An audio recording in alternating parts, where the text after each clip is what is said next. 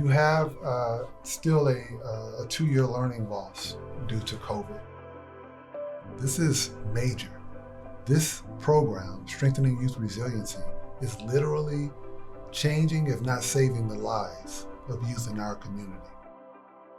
The SYR program is focused specifically on anxiety and depression.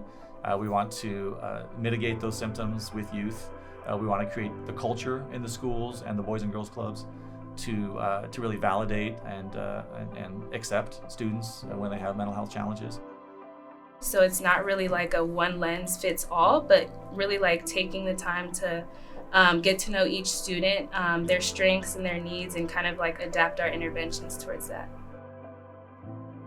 Be ready next time. My diet? No. And Brandon, how long have you been at this Boys and Girls Club location? 2 years. 2 or 3 years for them. 2 years. When I became a single parent, really needed to have some kind of social output for Brandon. And so I looked into different avenues and things like that. And one thing that I came across was the Boys and Girls Club. They said, hey, you know, we have this new kind of like outreach program, kind of like therapy type situation. And, you know, we really think that Brandon could be a potential candidate for it. We definitely, you know, I guess there was like an evaluation that happened and that kind of stuff. And so they were like, yeah, you know, I really think that this could be something that's beneficial for Brandon. And so let's give it a go. Like one of the messages that I love to stress to my students is the unity in diversity. So like recognizing everyone's differences and strengths and how we can all like learn from each other. It's okay.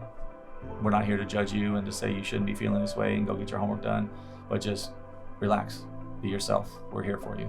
They're supportive, helpful, they're understanding, they know about how I feel or what I feel like.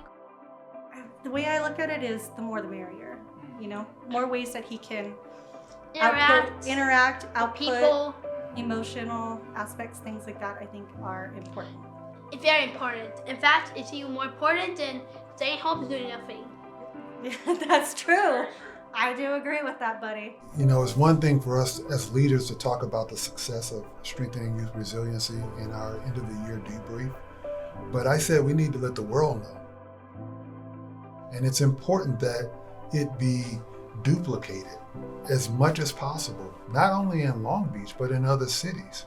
You know, there's an African proverb that says you can run fast alone or far together. COVID funding ended for additional support services in schools in the summer of 2024. So we're now in a 6-month period where folks have not had additional funding in schools to fund support services. This program brings assets to the family table that otherwise were not available. Are you crying? Sorry, buddy. It's an emotional topic because She's because crying. sometimes it's hard for kids to talk to their parents about things, and I've worked really hard with you these past few years to make sure that you know that you can trust me and you can tell me anything, and it means a lot to me.